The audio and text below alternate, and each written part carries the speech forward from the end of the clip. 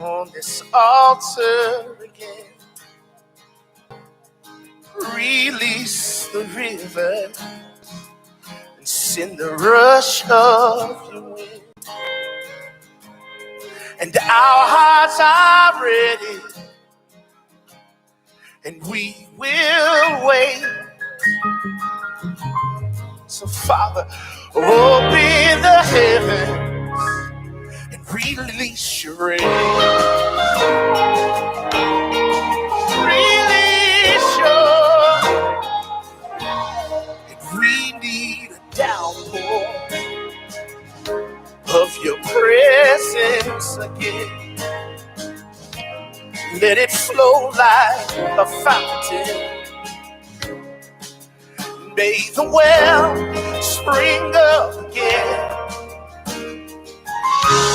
'Cause our hearts long to know your power.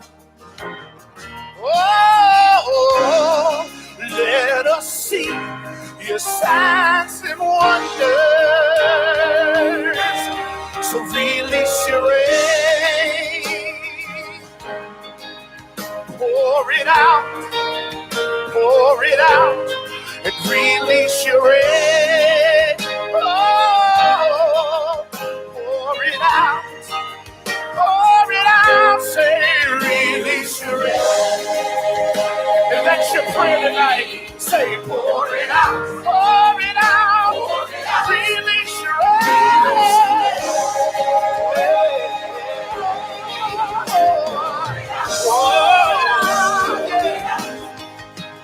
Let your fire fall as we cry out.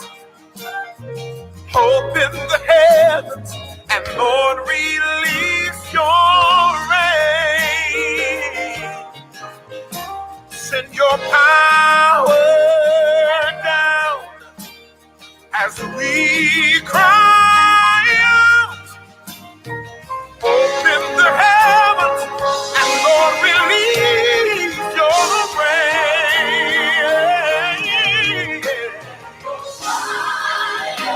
We need fire. We cry.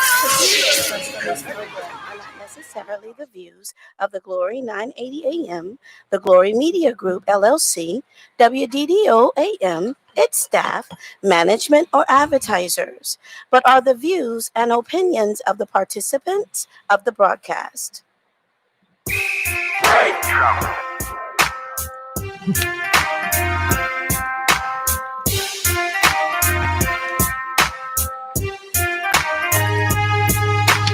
Ask Elaine, better ask Elaine.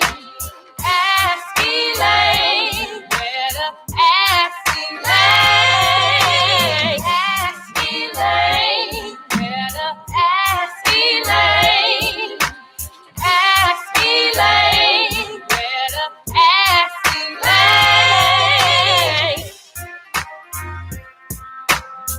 Good afternoon. Good afternoon. We always say that twice because we're just so happy to be here on a Wednesday afternoon and to be alive, and things could be so much worse.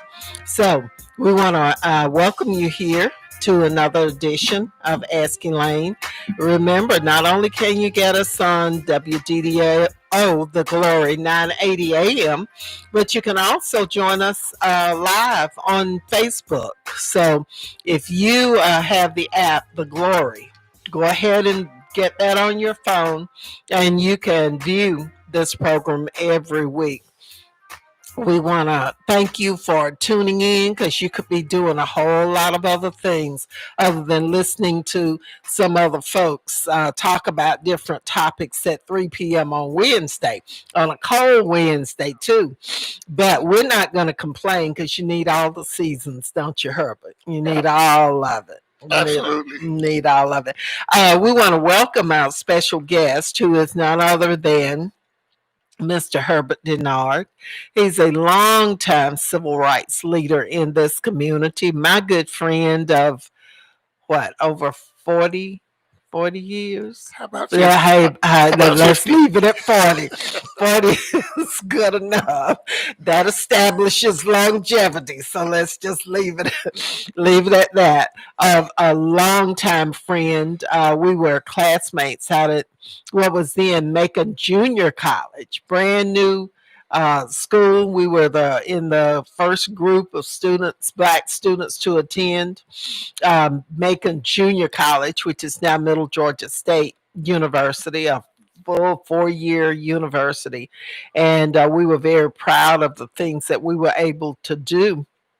And we started the Black Student Unification while we were there at Macon Junior College. And that organization is still in place and still working on behalf of Black students and the overall student body. So we can be very proud that some people walk a certain way and they don't ever leave anything for people to remember that they did. But I'm just real pleased that my friend Herbert Denard has, wherever he's walked, wherever he's been working in this community, he's left a legacy. He's left good things for people to remember.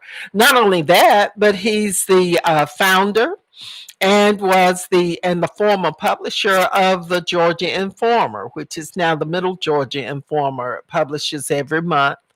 He was the founder, and that was 30 years. Longevity means something, and to publish a newspaper, a black-owned newspaper, for that length of time is truly, that's a real something that you can be proud of. So we congratulate you on that. Retired railroad man, retired car salesman, and it's just done so many things in this community. I remember Herbert coming back from Savannah State, recently graduated from Savannah State, and you had a business that you were operating, and you were involved in a whole lot of things. And I had been involved in voter registration in Savannah as a student, and then came back and got involved in some of the organizations that you were a part of. And we formed the Bibb County Voters League, which is still in operation and still working each time we have an election, working on getting people registered, getting people motivated, getting people the information they need, and getting them out to vote. So we want to welcome you. I wanted to remind people, because sometimes people forget what you do. They get so busy, they forget the good things that people have done. So I like to remind folks of things that folks have done on their behalf. So welcome to Ask Elaine. Glad to be here. Okay. You talked about the things that I was doing, but when you returned to Macon from Savannah State, you hit the ground working in the civil rights movement. Been very involved for many years.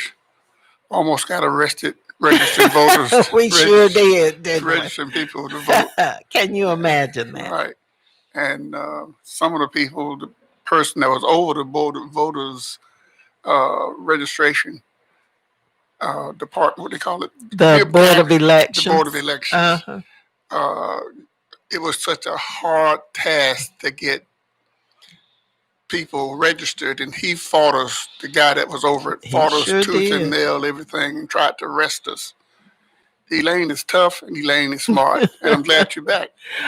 Thank you very much. And I want to say to everybody, thank you so much for your prayers and your well wishes, the cards, the phone calls, everything that people in this community and in other communities have done for us, especially praying for us during our COVID illness. Let me ask you something. You had coronavirus. Right. And you went to the doctor. Did you go to the hospital? I didn't go to the hospital. Senator Lucas did. Okay, Senator Lucas. How did you feel? How did it make you feel? I really had a cough. I had a cough, not a real bad one, but I had a cough. And I had some fever and chills. Those were the only things. And I had a little bit of change in taste. Things tasted especially salty, and then sweet stuff didn't taste real sweet. So those were the changes that I had. Um, my husband, though, ended up, he was in the hospital for a week. And then during that time, he had a cough, he had pneumonia, and suffered the taste symptoms. Um, his blood sugar got out of whack. David was very, very ill and stayed in the hospital that week. Then he was discharged and then got home and wasn't feeling well at all, just laying around, no energy, couldn't keep food down. And so we got him back to the emergency room. And Herbert, I have to tell you, it was on top of his being sick and in the ambulance coming in. It was 2:30 or 3 o'clock in the morning, Saturday night, and it was the same time that those young people had shot up that bar downtown. And so while we were getting David into the emergency room, the ambulances and police and everything were bringing those young people in. And while we were there, while I was there waiting in the waiting room, the young lady died. And a relative of hers came from the back and came through the waiting area where we were, and she was just wailing. She was so it, it, it was such a hurtful sound to hear. And then other family members, were weeping. One lady was so distraught until they had to keep her and attend to her there in the emergency room. But everybody in that emergency room, tears just flowed. I know my eyes were full of tears because I could just see the distress, the hurt. Um, on those folks' faces, and I know how it feels to lose someone. You do too. Um, but it is just so to be there, and you're trying to attend to your loved one, and then to have to walk right in the middle of that situation, and then there were others there in the emergency room who were being treated, and it was just such a traumatic situation. We have got to stop hurting each other. We have got to start thinking about stuff. But we were talking about the coronavirus, and but my husband David ended up going back into the hospital because his sugar levels were thrown out of whack by the steroids that he had been given while being treated for coronavirus. So when you get this illness, you end up with other things being knocked out of whack, your sugar and whatever else, digestion and whatever else, your other systems as well. So he ended up back in the hospital for 3 days, and he is out now, but he's now having to use oxygen periodically because his lungs have to heal. So you don't want to get this virus. One of the things I wonder about is you and David live in the same house. Right. You get coronavirus and you don't go to the hospital. David has it. He goes to the hospital. Some people get it and they die. Some people get it and they don't even know they have it. Yeah. It seems like it attacks different people in different ways. It does. That's why it's so dangerous. It's a stealth disease. You can't look at me and see bumps on my face or anything or whatever that indicates that I've got, there's no sign that appears that says you've got coronavirus, stay away. What the scientists have said that we need to do is to wear a mask. They have said that we need to socially distance, that is, keep our distance from other folks, because you can't see on another person whether they're infected or not. And then they say to keep down all of these large groups. And at Thanksgiving this past week, thousands of families got together in tight knit little groups, and they ended up with, and I'm just saying, it's a terrible thing. I tried all I could, and my husband did, not to get it, and we ended up getting it. So you know that you just don't know where it is. So it's the kind of thing you just got to take precautions. You've got to be as safe as possible. Now, I think part of the reason my symptoms weren't as bad, it's just me speculating, is that I take multivitamins every day. I use the gummies, but I take those every day. I take vitamin B, C, D, and then I chew the airborne gummies too, which have zinc in them, and they bolster your immune system. And so I think that it's a good idea for anybody to build your immune system against colds and the flu, but also against coronavirus. I believe it helps you to be able to survive the symptoms that you get. Why do you think more black people and more Hispanic people get it more than white people? I think we are not listening to the information. I think there's a mistrust of government and what they say to us, because we have been experimented on in the past. But you can't be stupid. You cannot be stupid. You see your relatives getting sick and dying, some dying from this disease. There are all kinds of symptoms. There are hundreds of symptoms now. And the medical folks are saying, if you notice any kind of changes, get some help. Let the doctors tell you, no, you don't have coronavirus or flu or a cold, or let them tell you, yes, you do have it, but there's a treatment. Because my husband in the hospital got the plasma, he got remdesivir, and we hadn't heard of any of these things before coronavirus. And then, but David tells his joke. He says he told him, "Give me everything you gave Trump," and so, and he did. He did. He got the plasma. He got all of those medicines, and then he got the um, breathing treatments, all of those kinds of things. And then with all of that, he still got sick again once he came home. So this is nothing to play with. And I just want to encourage people to please be safe. Please keep your distance. I know we love to hug, we love to do all these things. This is just a different time. We can't do it now. You have got to change your behavior. And our folks are naturally affectionate. We're huggers. We love being close to each other, around each other, but we've got to change that and wait until we get a vaccine and get enough people who are immunized against the disease and enough people who have kept their distance long enough where the rates of infection are very, very low.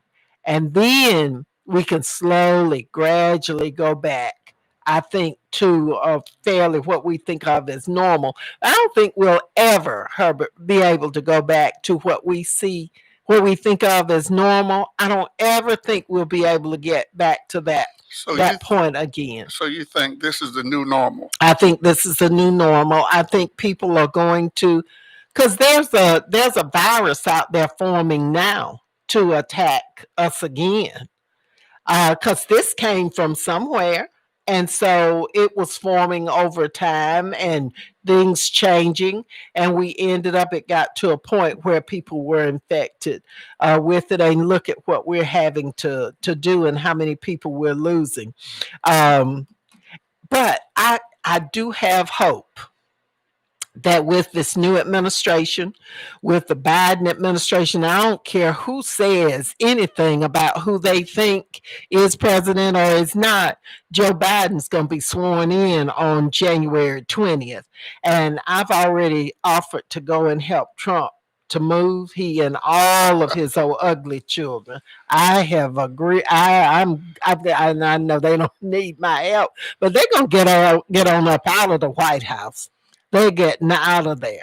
I think Biden will make a difference. I think he will. And I think it is so important, and I don't think the average person know how important it is to make sure we win this race in Georgia. All these 2 Senate races. They have blocked. I'm reading Barack Obama's new book out, and they blocked him every way they can. They said you're not going to get anything done. The Republicans did. You got to have 51 votes, 51 senators. Democrats got to have them. And if we win just one in Georgia, we won't have the 51. Right, we need both of those. And somehow we was talking, a friend of mine, Benny Lester, and I was talking one day, and we was talking to one of his relatives, younger relatives. And he said, I'm going to vote for y'all because y'all just worried me to this. I'm going to vote for you all. I don't think after the entire conversation, he never really understood that he's voting for himself. He's been voting to improve the community. This political process in the Senate, if the person that have 51 or more senators, they could block and stop a lot of things. Yes. And that's why a lot of things haven't passed. The stimulus, the money that if they get the votes, they can send everybody some money. Another stimulus check, which is what's going to be needed to keep our economy going. But so many people, so many young people, so many old people too, but mostly young people. I say young, I'm talking about those 40 and below. Yes, that's the new young. Right.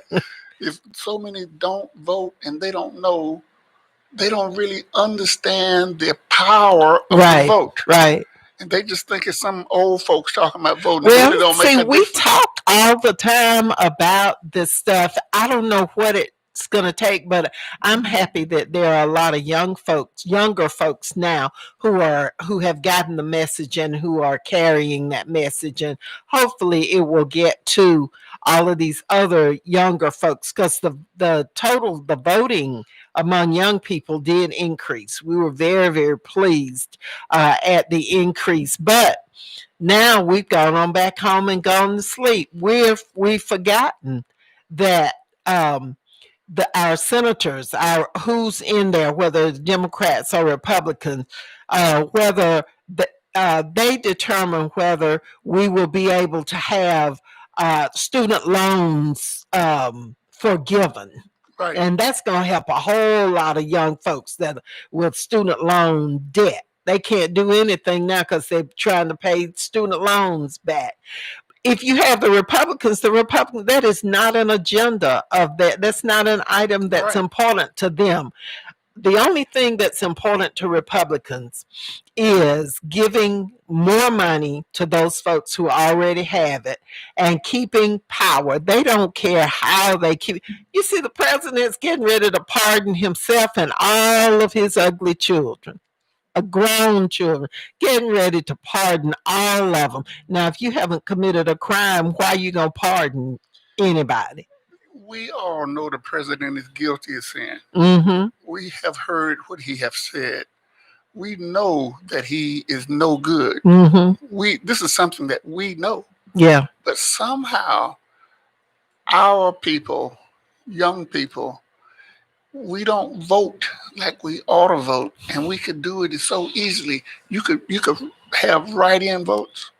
You could do early voting. Yeah, 3 weeks of early voting. You got all of this stuff going on, but a lot of people, when I hear them say it don't matter. But I say this absolutely: if we get 2 senators here. Mm-hmm.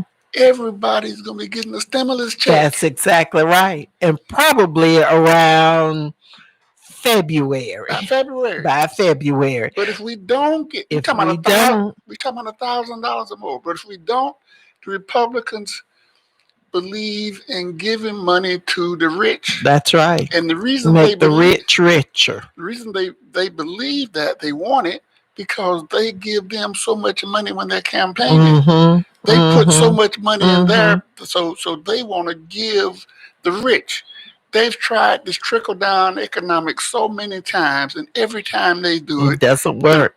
it doesn't work. The rich get richer, and they keep everything that they get up here. right? And then you're waiting for yours to trickle down where you are. Down, it never gets there. But never. We have the power in Georgia. When you put the blacks vote, you put the liberal white vote, right. You put the Mexican vote. We have enough people.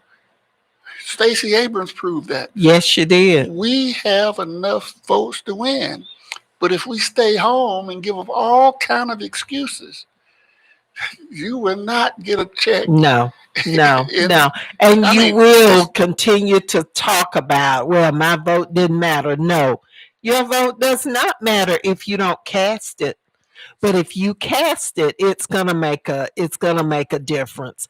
In 2016, when Hillary Clinton and Trump were facing off in the presidential race, there were some of these large cities that delivered these states to Joseph Biden. This time, there were some places like Detroit where fewer people voted. A lot of black folks did not vote. They were out there talking about, I don't like either one of them. I can't try. Made me so sick. They're standing up there, existing on a wing and a prayer and telling me that they don't trust Hillary Clinton, and of course they didn't trust Trump, but they didn't trust Hillary. Well, when they didn't vote for Hillary, that was like a vote for Trump. Absolutely. And in these states where these large cities where you have a concentration of black voters, Trump won the state by about the same number of votes as black folks who didn't vote in those large cities. Absolutely. And so our votes do count. When people try to keep you from doing stuff, try to keep you away from voting or try to nullify your vote, then there's some reason, there's something important about it. And so we just want to encourage everybody. There will be 3 races on this ballot. Everybody looks at the 2 Senate races where you have Kelly Loeffler, who is facing off against Reverend Raphael Warnock. And then you have Perdue, who is facing off against John Ossoff.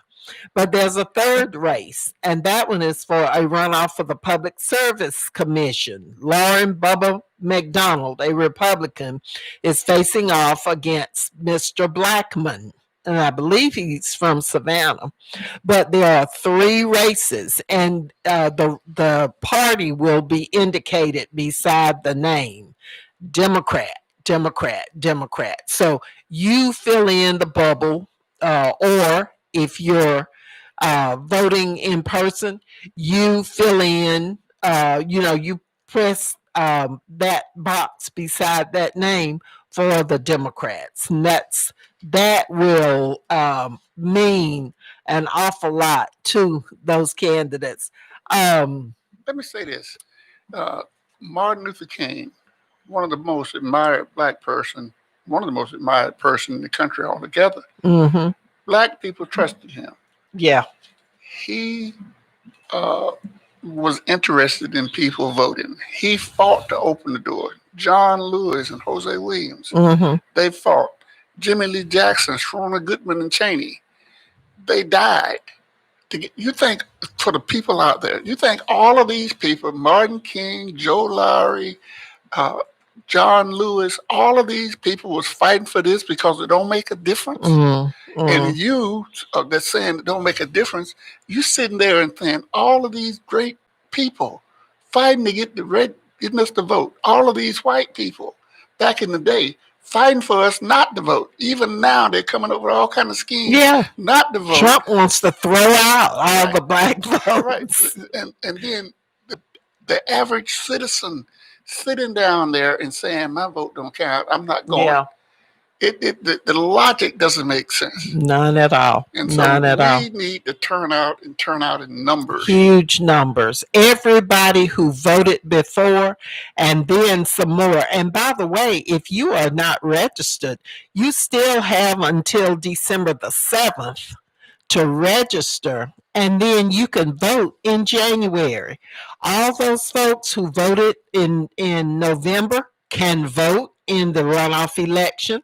All of those folks who didn't vote in November can vote in the January elections. And so I don't know what the excuse is. And like, as you've said, they can vote by mail.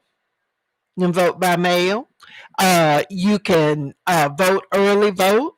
There are 3 weeks, and I don't know. I think we might have lost our Facebook Live, but we've got some real good technicians who will come and work with us on getting that back on. But we're let me just stop right here because we've gotten into this discussion. It's been so interesting, and we want to thank our special guest Herbert Denard, who is with us for the entire hour today.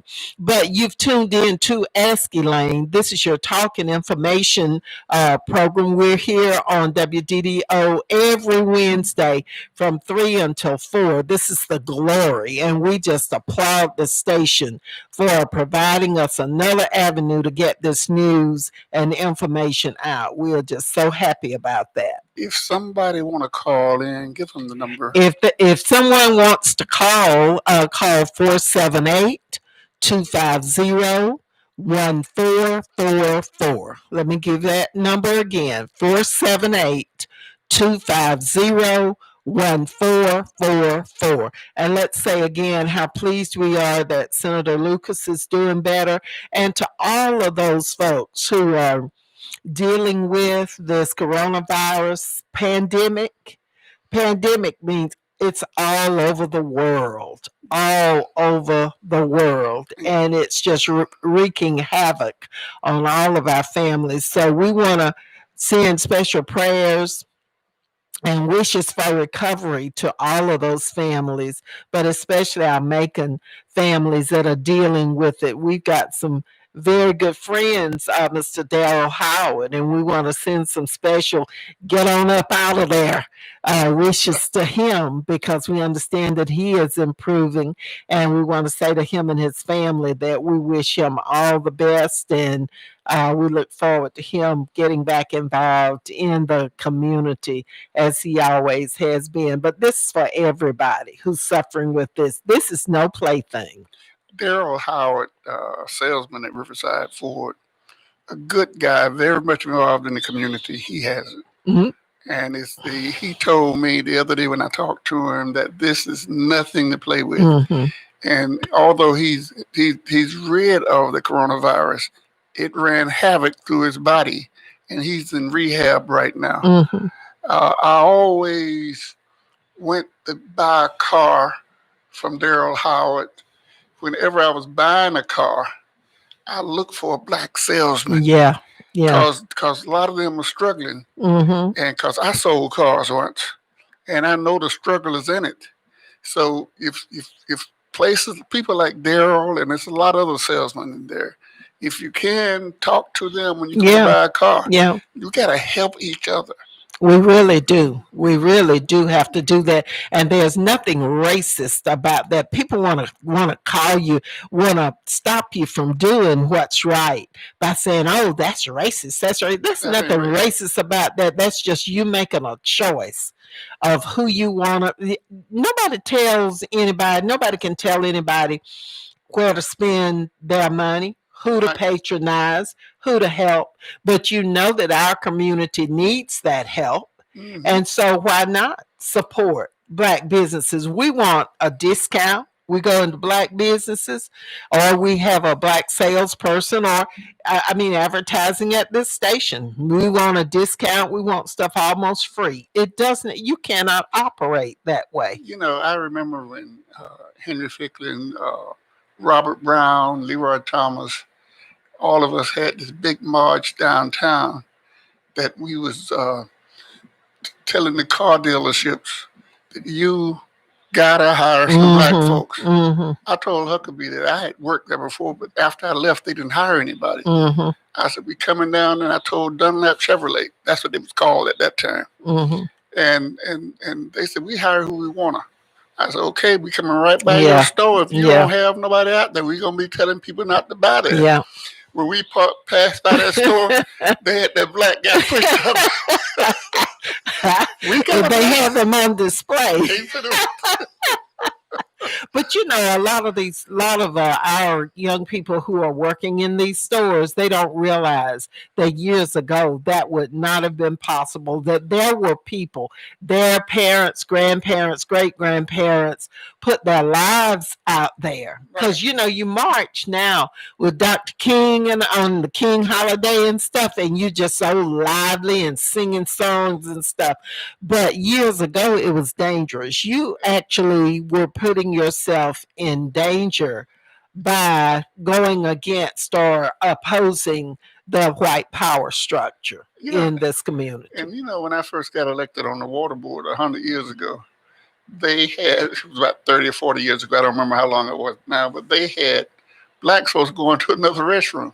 I mean, the law had been passed, but they went to a separate restroom. Yeah, the traditions have hung in place. When I first got on the railroad, they had some older black folks that was laborers, and they had always told them where they go.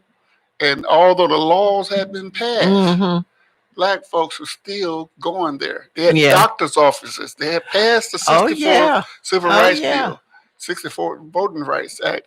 All of that was passed. Equal Employment Opportunity Law passed. But the black folks still went in this separate place to go to the doctor in the waiting room that did not have a TV. That's right. And that went on and was smaller and raggedy. And then they called you after they called the other folks. And you could see sometimes without the doctor we went to, you could see them calling folks who had arrived after you.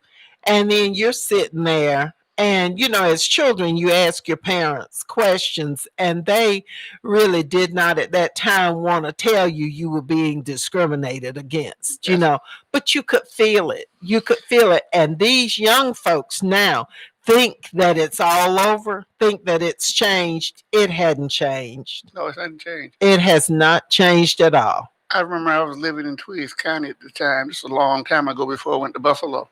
I was living in, and I got on the Greyhound bus. Greyhound bus used to stop, and you could get on. And I got on the Greyhound bus and was headed toward town, and the bus was almost empty. And I sat down up front, and my brother was in the back. He went to the back. I just sit in the front. Bus driver called, said, "Nigga, go to the back." And I went on to the back. I said, "Why can't I sit up there?" He said, "Cause we colored." That's what my brother told me. I say, but why can't this? He said, my brother said, "You're asking too many questions. Just sit down." I don't know, but we supposed to sit back here. That's the first time that I bumped into it. I ran into it. But basically, a lot of white people then and now, a lot of them don't like you. Yeah, that's true. Nothing that's that true. you have done, or nothing that your mother has done. They don't like you, and if they have an opportunity, they would do you harm. They don't want you to succeed. Right today, they think a lot of white people believe that you are the reason that they don't have jobs. They think that all these other things impacted them, and you are the reason. And they really think that that you and rich folks reinforce that by telling these folks, because if you ever get all of the folks with common goals and common problems, blacks, poor whites, middle class whites, middle class blacks, other ethnic groups, if you ever get them together and they realize they've got common problems, they turn a place blue. Just like in Georgia, we have turned Georgia blue. And so when you realize that, then you take that power away from the rich overseers whose job it is to keep you fighting each other. If they keep you down on the floor fighting for that little bit down there, they don't have to worry about you attacking them and trying to get stuff. Herbert, my main concern is I am happy for everybody to get everywhere they want to be and get anything that they will work for and get. But don't put impediments in my way or my children's way of them getting what they can get. I don't care if you don't like them. That's fine. Everybody has that right. But get what you're going to get for yourself. But let me and mine get our education and get our job and work and then make the same amount of money that you make if we're doing the same job and we've got the same tenure and all of that sort of stuff. That is my problem with people. You know, I think I told you this before, but Marsha Stinson's wife, she was working at the medical center. Dr. Mary Stinson. Right. And she was, and I put something in the Georgia Informer about the salaries of the people at the medical center. Yeah, you make a lot of folks mad putting folks' salaries in the paper. But I put this salary there about Mary Stinson. And she looked at the paper and found out that she was making $10,000 a year less than a white person doing the same job. And she was there 7 years before the white person got there. She had her master's degree then. She was working on a doctorate. The other person just had a BA. But she was getting less money, had more education. We're talking about Mary Stinson, Marsha Stinson. Dr. Mary Stinson, right. Yeah. And she found that out and she went in to see David King. Who was the executor at the medical center there. Yeah. And she said, why am I getting less than that? He said, where do you get that from? He said, the Informer newspaper. That darn her, but then no. and she said, tell me, is it true? He called his secretary in the office. Secretary came in and looked at the record. This is true. And David King say, well, I'm so sorry about this. Mary Stinson told me, so she just sit there and didn't say nothing, just looking at him. Then he say, I'm going to give you a $10,000 raise. And Mary Stinson raised up and kind of smiled, but she didn't seem enthusiastic. And he sat down and he was talking. He said, you know what? We're going to make it $12,000. For your years. Well, you know what? I had a young lady, several young ladies to come to me. They work at the tax commissioner's office, and they have been there for a long time, got a lot of experience. They brought in somebody else who happened to be white that they trained. Right. They ended up training her, and she is now making what they make. Now, you know they are very upset, and that's one of the issues that I'm discussing with our county manager, to look at those kinds of things. That is not right, and that is what people are talking about when they say systemic racism. You build it into your system, that you don't put the C for color on the black teacher's contract anymore, and W for the white that you put on the white teacher's contract to designate the difference in salary. But this kind of stuff is still happening. They're just doing it, and then you never find out about it unless you happen to see the information. I was selling cars at Macon Dodge years ago. And I was selling more cars. I had several salesmen of the month at the, I got over there because they had fired me from the railroad. But I got my job back and got paid. Mm-hmm. But anyway, I was working there selling cars. And when I was selling cars, I was selling more cars than all them other people. Mm-hmm. And they was bringing, I look at the check and they was making more money than me. Mm-hmm. So I was going through that whole process to find out what was going on. And found out that they was getting 30% of the profit on the sale. Oh. And I was getting 20%. Uh-oh. And I was so upset. I took my briefcase and threw it through the window. Oh, goodness. Temper. You're angry black man. And when I threw it through the window, and I left, and they called, I found it from some of the guys that worked there, they called the lawyer, and they called a policeman to come pick me up. Meanwhile, I went by to see Tom Jackson, mm-hmm. the lawyer here.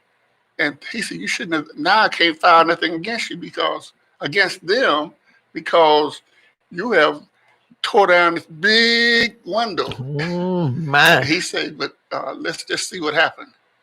And nothing happened. They told Macon Dodge company, the owners, that they was breaking the law. And you can't do that no more. Mm-hmm. But they was actually paying me 20% of the sales, the profit from the sales, and paying the white guys that some of them I trained 30%. It is still going on today. And they wonder why you get mad about this. Wouldn't you get mad if somebody, simply because of the color of your skin? Let's go on to some other topics because we know. Hopefully, what we say will encourage you to think and to make sure that even if you're not an activist, if you don't come out in the community and march or whatever it is, you can cast your vote. You can do that, and you can get everybody in your family to cast your vote as well. Now, we want to remind everybody, we've reminded everybody that there are 3 races on the ballot. There are 2 Senate races, and we have said it is so important. It's going to make a difference. If Joe Biden is to be able to carry out any of the policies and get done some of the things that will benefit all of the folks, then we're going to need to have those 2 Senate seats. And then, of course, vote for Mr. Blackman, who is in a runoff for the Public Service Commission. A lot of you don't know, Public Service Commission, when you're fussing about your light bill and all your utility bills and stuff, Public Service Commission regulates those. And then when you see this increase in the fees that they're allowed to impose on you, Public Service Commission has approved those. For those communities that don't have broadband, internet access, and your children can't get their work done like others can. The Public Service Commission, and Herbert, I found that out just a few years ago, Public Service Commission can dictate to areas that they have broadband, that they provide internet access for people, especially in rural areas. So Public Service Commission don't take it lightly. And we sit up and we put the same folks on there, mainly Republicans, over and over and over and over. Now, if Georgia is truly blue, this is the time, this election is the time to show the blue. Don't let these scheming, underhanded, conniving Republicans get back in there. Kelly Loeffler, married to a multi-billionaire. She is part owner of the Atlanta Dreams women's basketball team. Went into a secret meeting where they were told about the impending pandemic. And she and David Perdue decided, oh my goodness, we better get rid of these stocks that are about to tank. And so they illegally sold off stock so that they would not take a loss. And then they took their money and went and invested in stocks of things like the PPE, all of the different equipment and stuff that they knew was going to be needed because of this COVID virus. Now, that is illegal. Martha Stewart spent several years in jail because she used some inside information. Didn't she spend some time in jail? Kelly needs to go to jail. Kelly needs to go to jail, and David Perdue.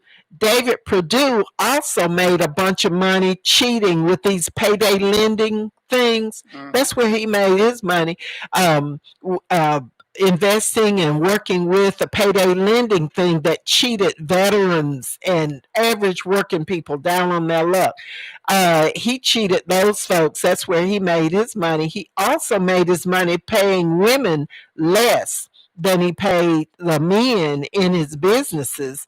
And he also made money shipping jobs overseas, where they could pay a whole lot less to folks in a foreign country and not have to pay the salaries that were required here.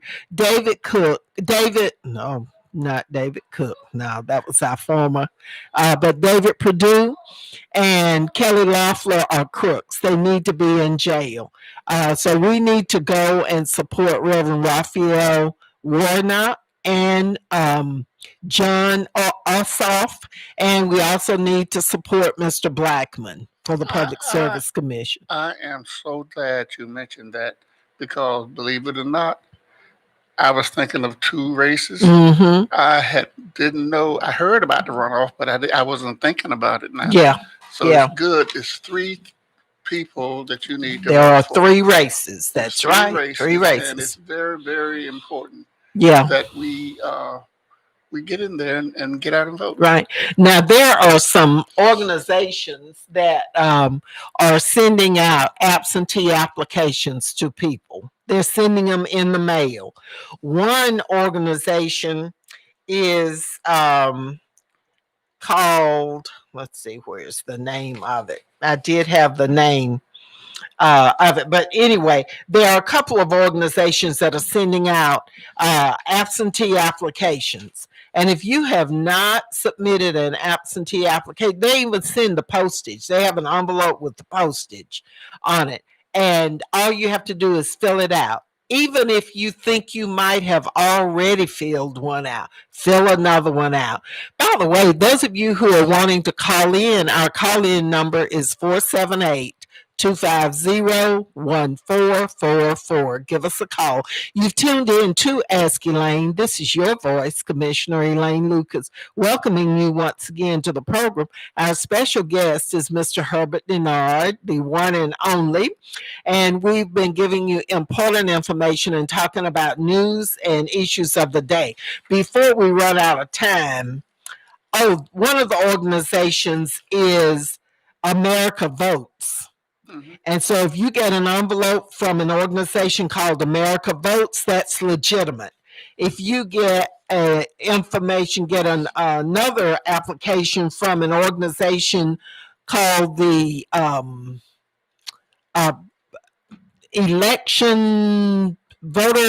voter election organization or something similar to that, then that is a legitimate organization.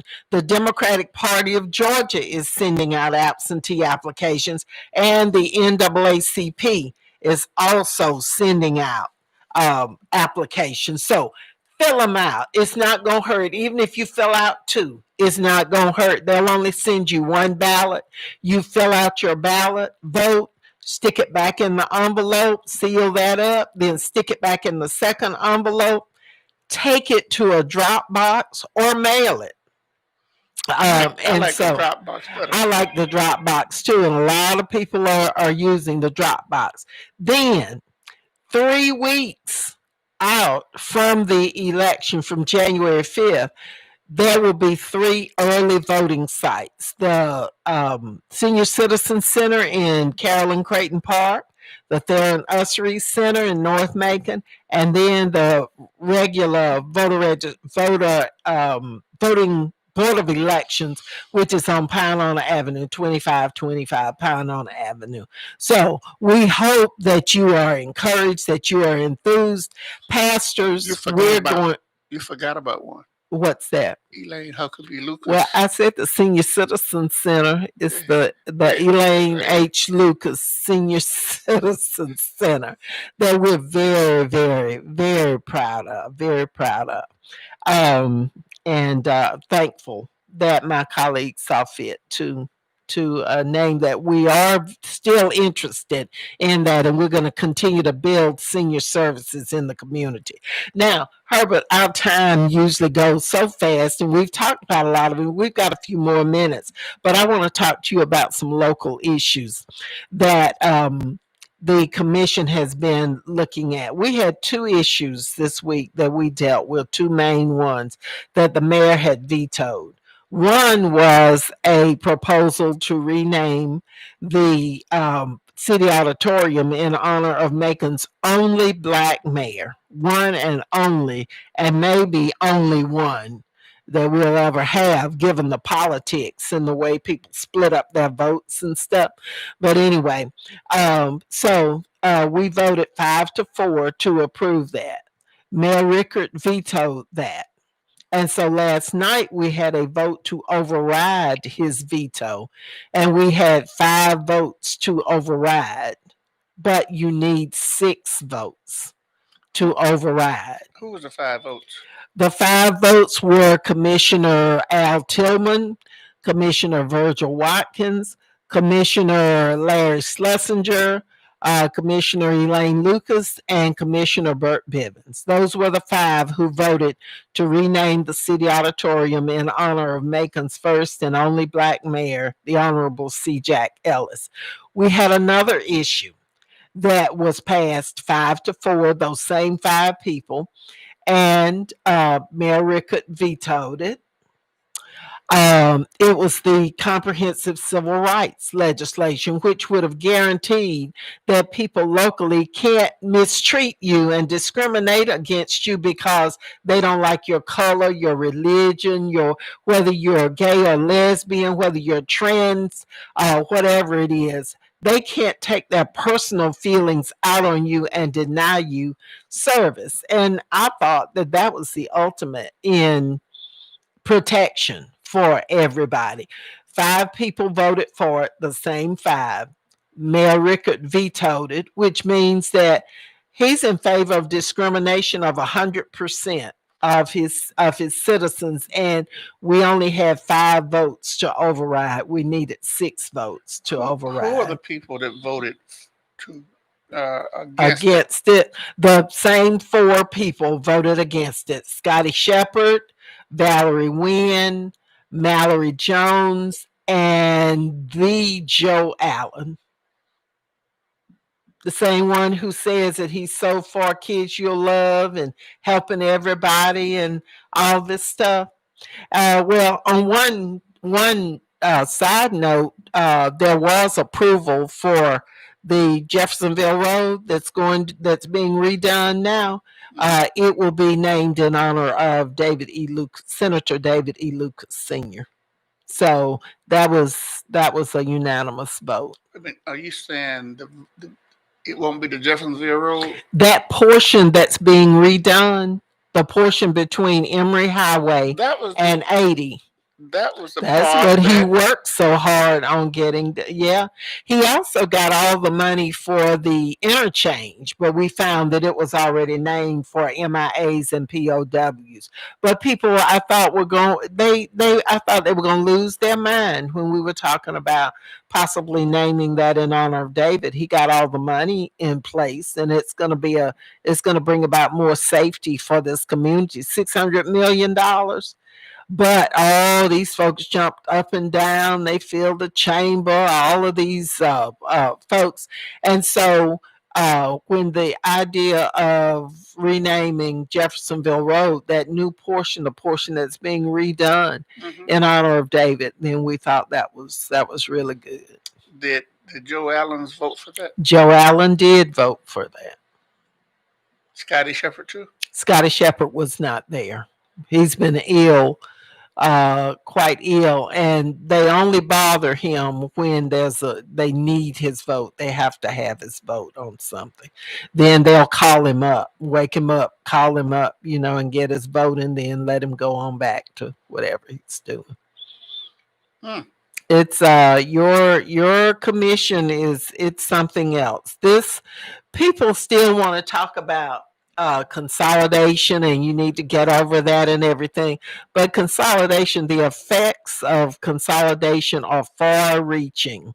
And we can still thank James Beverly, Miriam Paris, Nikki Randall, when they were, two of them are still legislators, but one is not there anymore. You can still thank them for signing that consolidation bill. Otherwise, it never would have come back here for a vote.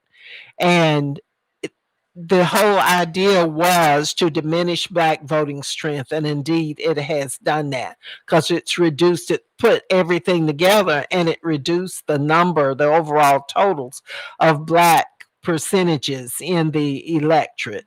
And that was the intent. And the intent was to maintain control of the resources in this community.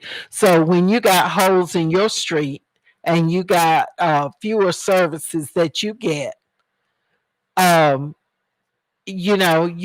voted that organizational structure in place when you put most of the power in this community in the hands of the mayor. So it's a bad situation, but let people know what's going on. And if you need any help at all, or you want to get involved with any of the campaigns, any of these 3 campaigns, give me a call. You know how to get in touch with me. And you can get in touch with Herbert Denard here. Herbert, our time goes by so fast, but it goes fast because we've got some interesting things we're talking about. And I want to express my appreciation to you for being my friend over these years, and for always having the people at heart. You've always worked on behalf of the people. We're about the same age. No, you're older. You keep on doing that talk now. We aren't going to fuss here on the air. But anyway, we did attend some school together.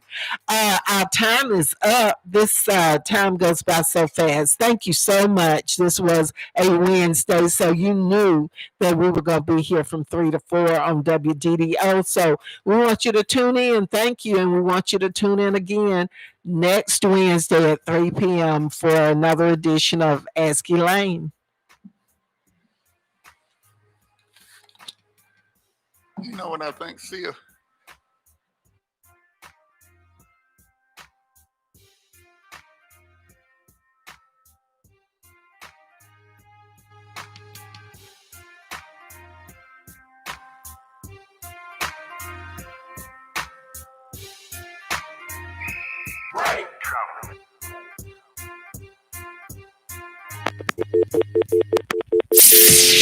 Connecting the community through gospel. The new 980 AM WDDO Perry Macon.